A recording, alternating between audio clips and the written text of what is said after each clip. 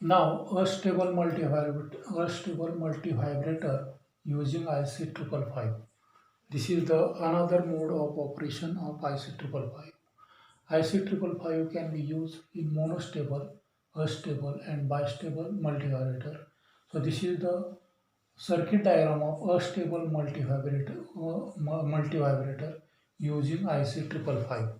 Here in this circuit, capacitor C is connected in series with resistors R1 and R2. That is R1, R2 and C are connected in series.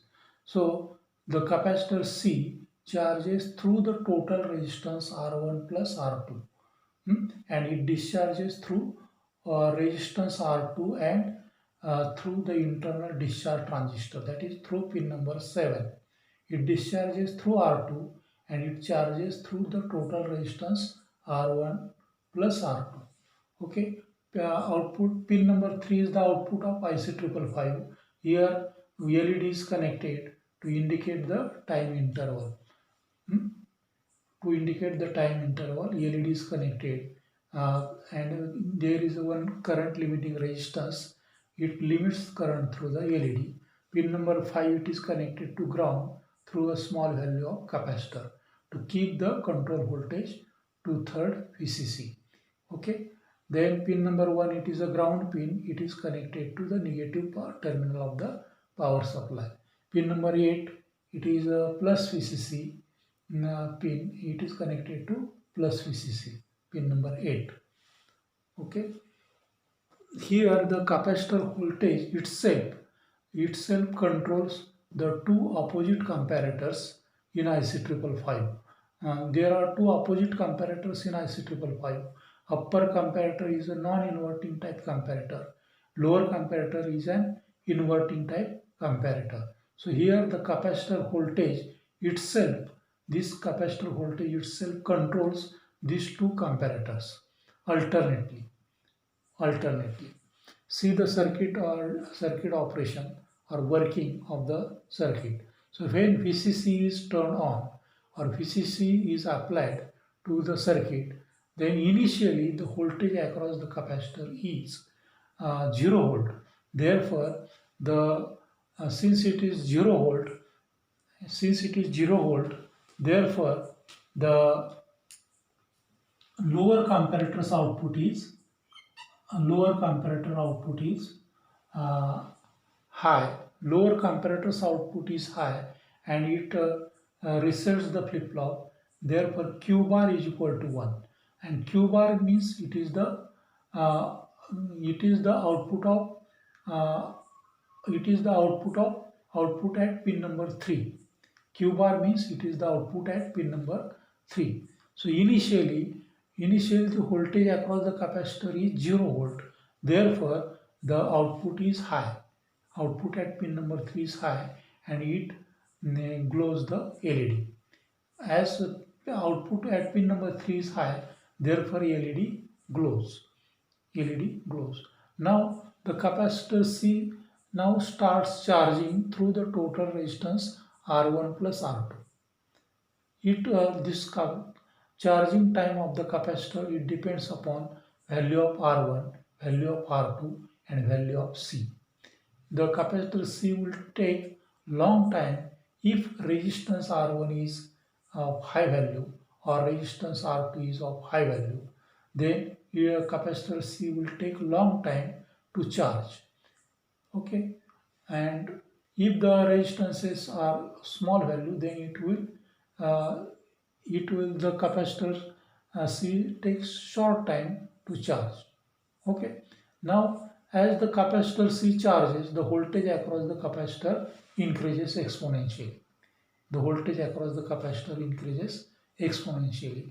Now when this voltage across the capacitor reaches above 2/3 VCC, it just crosses 2/3 VCC, or when it just exceeds 2/3 VCC, then the upper comparator's output goes high, because this capacitor voltage is applied to pin number 6. Pin number 6 means it is the threshold input of upper comparator. Therefore, the upper comparator will compare this threshold input voltage, which is greater than 2/3 VCC, with its reference voltage applied to another input of upper comparator, it is fixed at 2/3 VCC, and the threshold input voltage is if it is slightly greater than 2/3 VCC, therefore the upper comparator's output is high. It changes its output state, it becomes 1. Therefore, the upper comparator has high output, which sets the flip-flop. And in set condition of flip-flop, Q is equal to 1 and Q bar is equal to 0. Therefore, since Q bar is equal to 0, the output at pin number 3 goes low and LED remains off.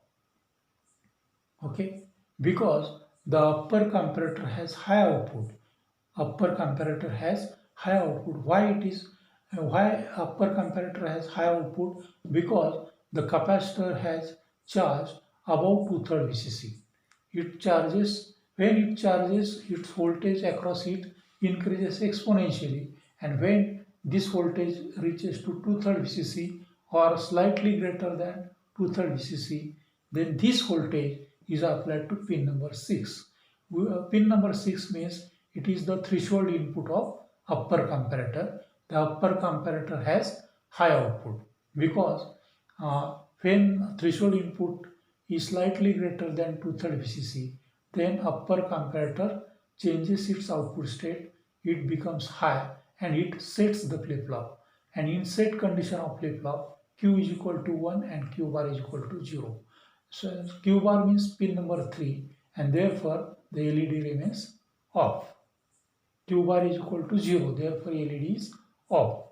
Now, since Q bar is equal to 0, then Q is equal to 1.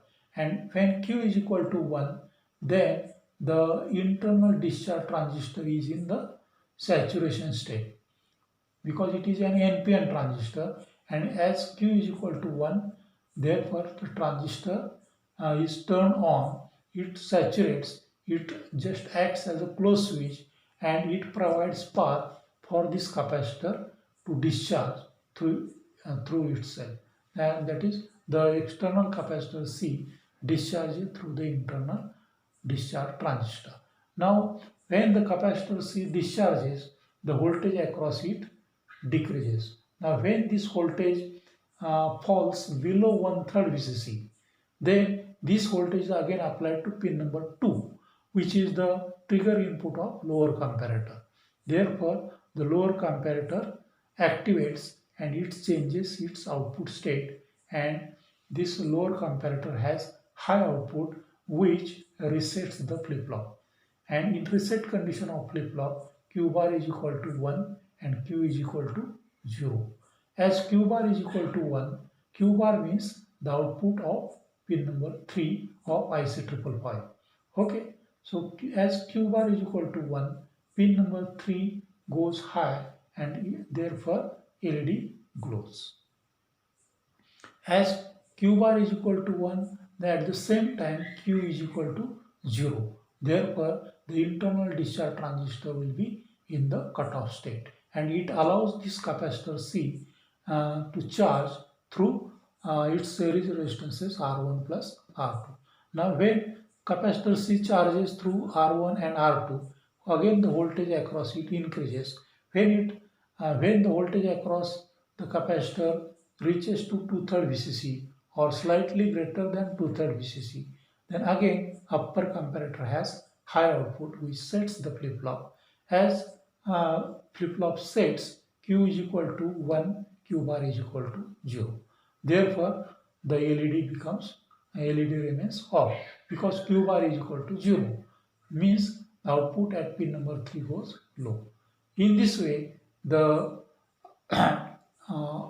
output oscillates between 2/3 VCC and between 1/3 VCC.